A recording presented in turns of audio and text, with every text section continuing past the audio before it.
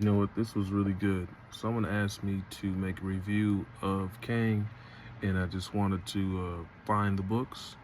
I don't have any more books. This is actually not the last of this story arc, but I can't find issue 5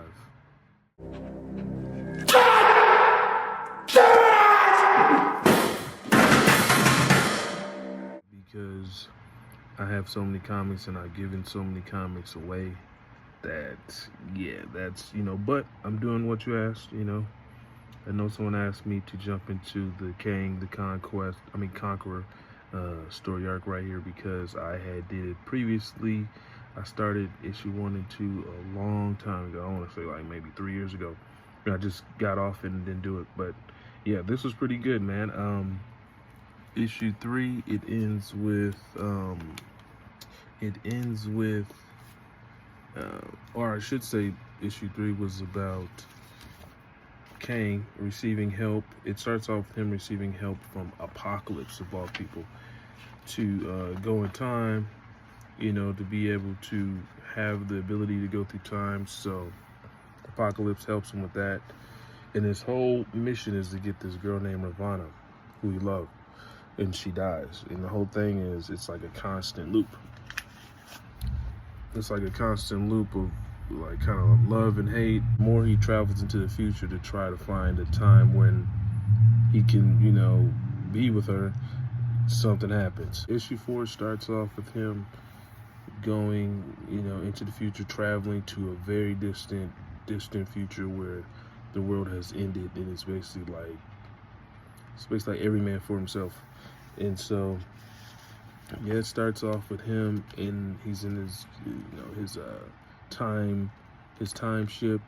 He escapes, and then he gets out of the, he escapes in the time ship, and then he finds his way to this distant future where it's the apocalypse. And then he opens up his pod and he sees Ravonna, but it's not the Ravonna that he knows. It is, the future Ravonna, who would have no knowledge of Kang like that. She doesn't know him. So they end up hitting it off, because apparently this is the type of world that Nathaniel Richards, aka Kang, wants to live in. He wants to live in this dangerous world with her, and as you can see, that's Ravonna right there. She's the love of his life in every, every version of time that he goes to, So she's like, you got these few ropes on. You look like a, some type of, you look like you're ready for bed. You got these sleeping rags on, basically. And then, she's like, you're not ready for war. And he's like, I'll show you. And then he shoots someone. He's like, yeah, I don't need to, have armor or something to kill people. Or he said, I don't have to fight people to kill people. He's got the gun right there. And eventually they hit it off. And then, this is actually, I think I have all 4 of the first issues. I'm not sure. I only know where 4 and 5 are. But I can say this is definitely better than the 3rd issue I read because, Nathaniel Richards is really in love with Ravonna, and I actually get some time together this time on issue 4, which is pretty dope, because all that talk about him, my love, my lost love, they get together and they're just fighting, and this is what they both love to do, so he fit into this apocalyptic world right away.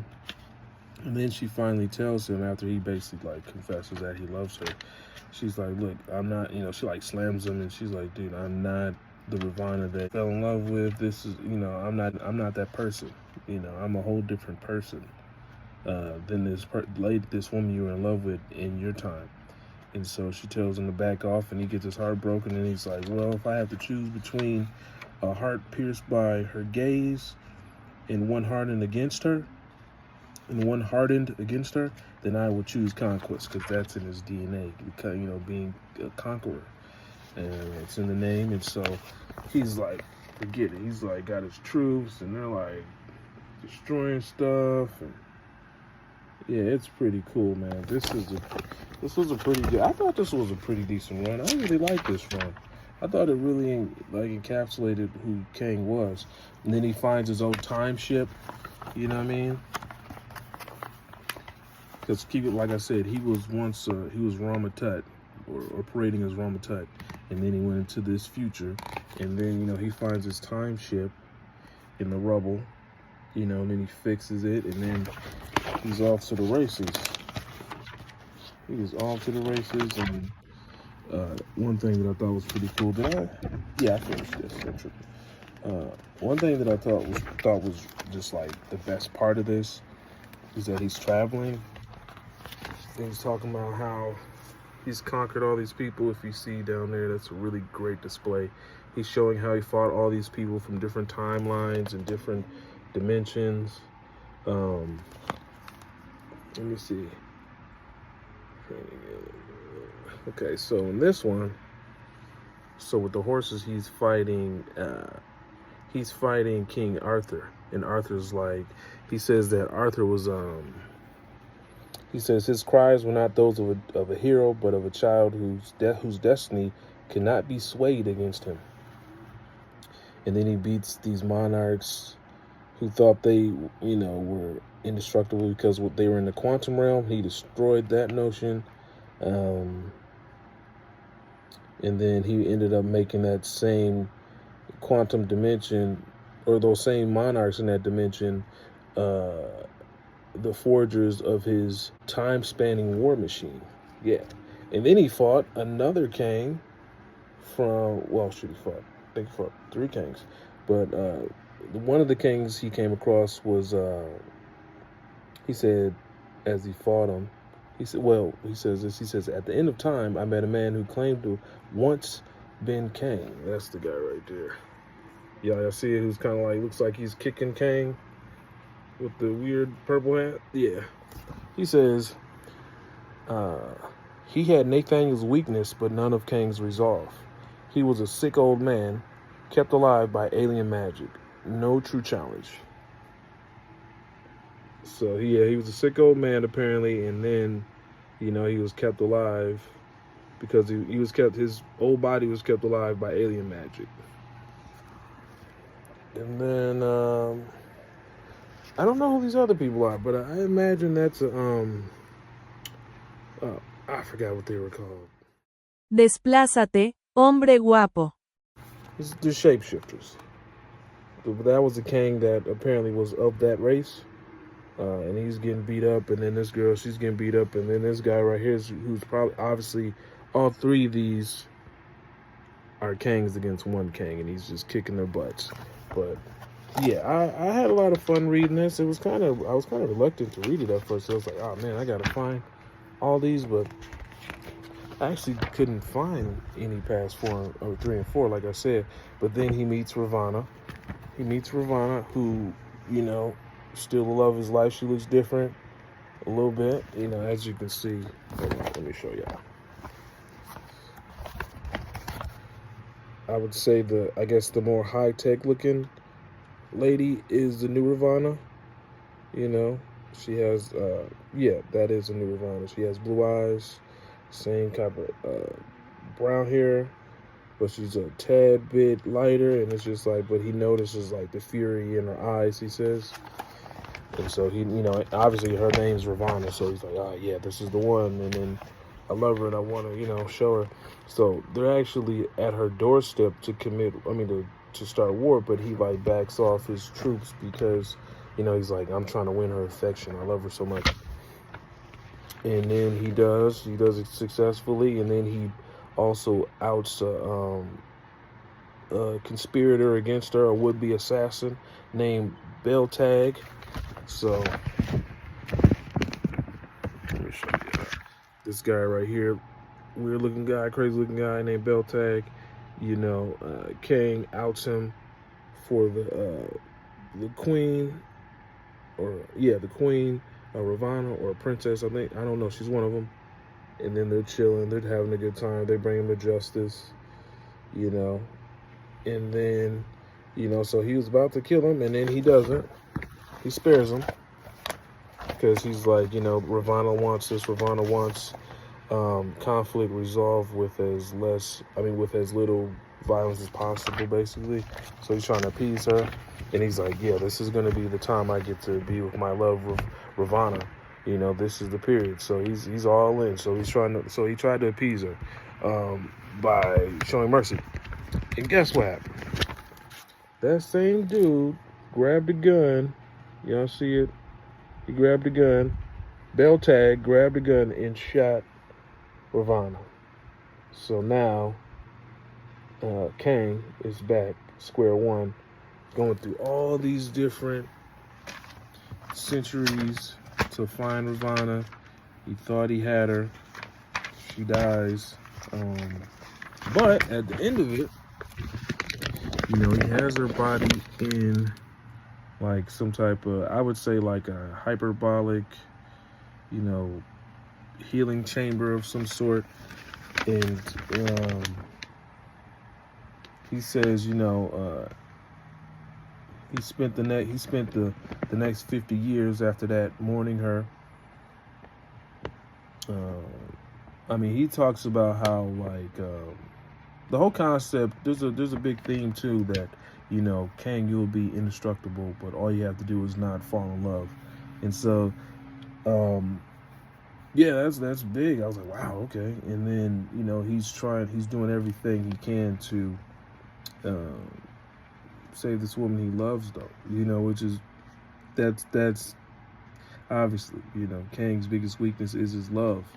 And I think that makes us human. I think that makes him human and relatable as far as all this stuff, because it's just all just big spectacles. So it's like you have to suspend disbelief. But for the core of this to be, he's in love with this woman, Ravana, and he's basically going through all these different timelines to go into the ends of time to find a time where they could be together.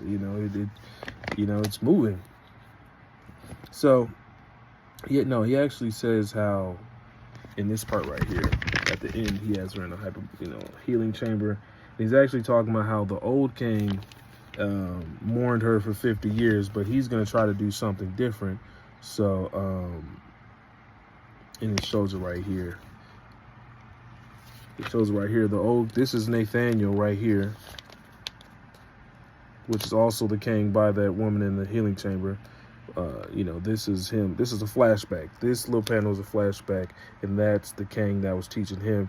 And the OG Kang teaches Nathaniel Richards, or at least he tries to tell him, explain to him. He says, "Never love. It is the only way you will be conquered." And he says, I have already seen the ripples in the waters of time, but I remain so ignorant as to the impact they cause."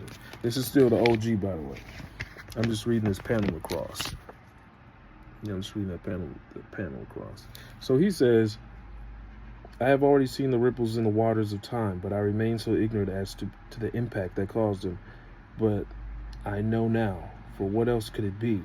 I am the impact, and I shall shatter time for you." So, yeah, man. And it's crazy because this is him, that's Nathaniel back in the day. Listen to the OG. Now he's dressed as the OG. It's like it throws you off sometimes because like there's times where he was reluctant. Hopefully I'm getting the message across because I'm not confused about it, but like it threw me off for a little bit. I was like, wait a minute, that looks just like him. But like, no, it's just him. There's no other Kang in there with him, so he's having a flashback. But he is back in the whole attire of the OG Kang that talked to him. And so for me, I think it's pretty cool to see all how time, well, at least with Kang, it goes full circle. And it almost seems like he's in a constant loop as far as this love situation is concerned. And no matter what, he can't be conquered. The only thing actually that can conquer him is love. And yeah, there's a lot. I really do like Kang's story. There's actually, there's a lot there. There's a lot there if it's capitalized correctly. But as we saw the movie of Kang, it was underwhelming. Even though, like, I like Ant-Man. But anyways, yeah, this is him trying to play God. He revived Ravana in that hyperbolic healing chamber, you know. So, and it says to be concluded, but like I said, I do not have that issue. I have been looking for it. You know what? I'm gonna look for it some more. I'm gonna look for it some more because this is like 16 minutes of content. So I'm gonna look for it. Look for four. I mean, I'm looking for issue 5 and try to see if I got issue 6 and 7. Though I have looked in a lot of places, I actually have not looked in my OG section of comics. Not necessarily like great. They're not great comics just because they're OG. It's just like they're the oldest comics that I have, and so I have not been messing around with that. So we'll see. But hopefully, you know, the person who wanted me to review the Kang comics that I have sees this, and I'm gonna make a nice thumbnail about it. So, ciao.